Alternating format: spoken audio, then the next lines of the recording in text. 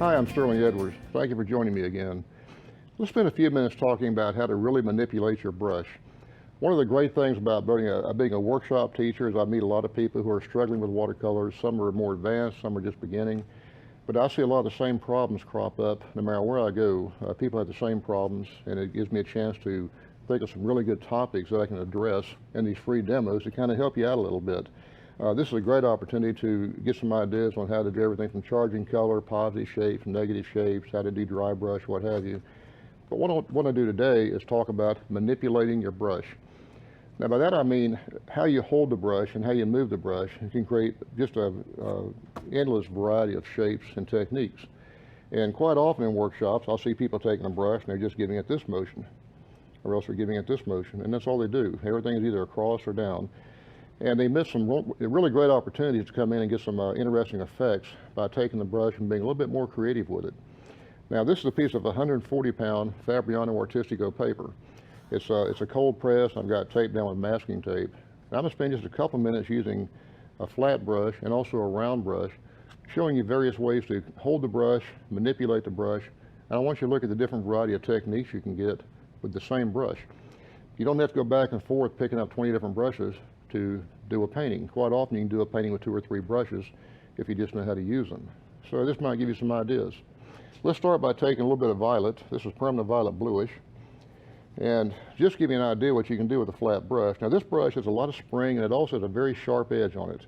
When you get a nylon brush or a flat brush, make sure it has a sharp edge and get a brush that has lots of springs. When you press down on it, when you let up, it springs right back to its original shape.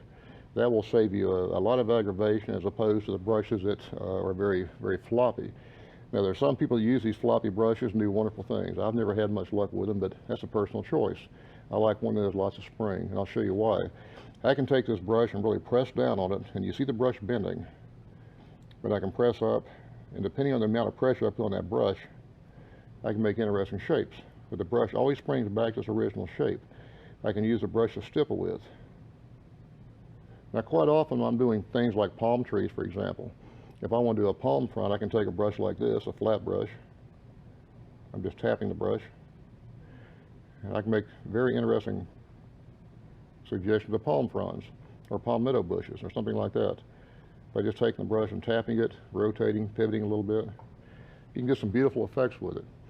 Another thing I like to do is what's called scumbling. Scumbling is using this part of the brush, not the end of the brush, not the tip of the brush, but actually the flat side of the brush. I'm holding the brush parallel with the paper, and I'm literally just letting the weight of the brush rest on the paper. I'm not really even pressing down.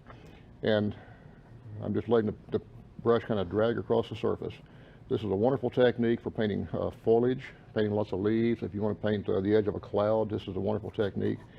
But you've got to get used to using it all different directions. Get your hand moving different directions. Don't just go like this the whole time. Your brush strokes have a very directional, systematic layout to them. Get used to taking the brush, pushing it, pulling it, going like this, coming around like this, and just really get used to using it all different angles, back and forth, just letting the weight of the brush kind of rest on the paper. You get a beautiful effect, which could be the outline of a grouping of trees or something. It just has a nice feel to it. Now when I'm doing dry brush, I use a much thicker paint. And again, I'm laying the brush almost parallel to the paper and just very lightly pulling it. You get a nice dry brush effect. So often people go like this, and they still get a dry brush, but it's a much heavier application of paint. If you'll let the brush just rest on the paper, just the weight of the brush, put a little bit of pressure, but not much, it's amazing the effect you can get using dry brush. Even on this Fabriano paper, which is it's a relatively smooth paper. It has a little bit of tooth to it, but not like some of the other papers. On the other papers, like some of the artist papers, you can get this, it will really magnify this effect as far as this dry brush by just very lightly pulling that brush across it. So there's a lot of ways you can manipulate a brush. Now the round brushes, I use quite often for painting people. Round brushes are wonderful, and I paint primarily with flat brushes. But on occasion, I will use a round brush just to get some nice round effects. If I'm painting people, for example, something like this, there's all kinds of ways I can introduce people into my paintings by just taking that brush and learning how to press down on it like this to make a rounded shape.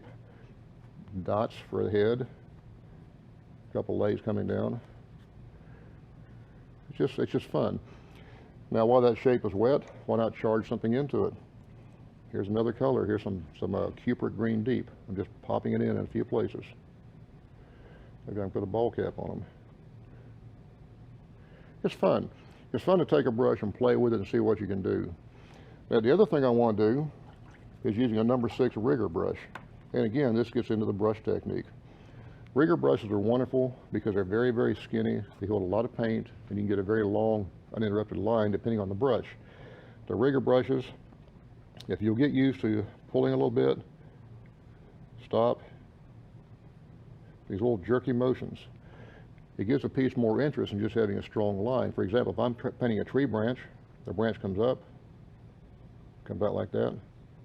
Every time I stop, where there's a little jerk in the brush, that's a great spot for another branch to come out.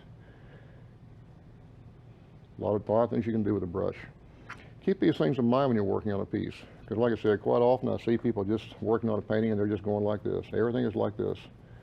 And the piece winds up being very horizontally dominated with horizontal brush strokes.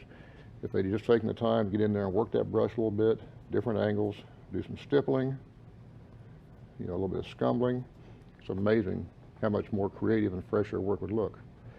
I hope this helps you. If you have a chance, look at my website, sterlingedwards.com. There's lots of examples of all these techniques. And while you're there, be sure and check my workshop schedule. I might be coming to an area near you. I'd love to meet you at a workshop. Thank you.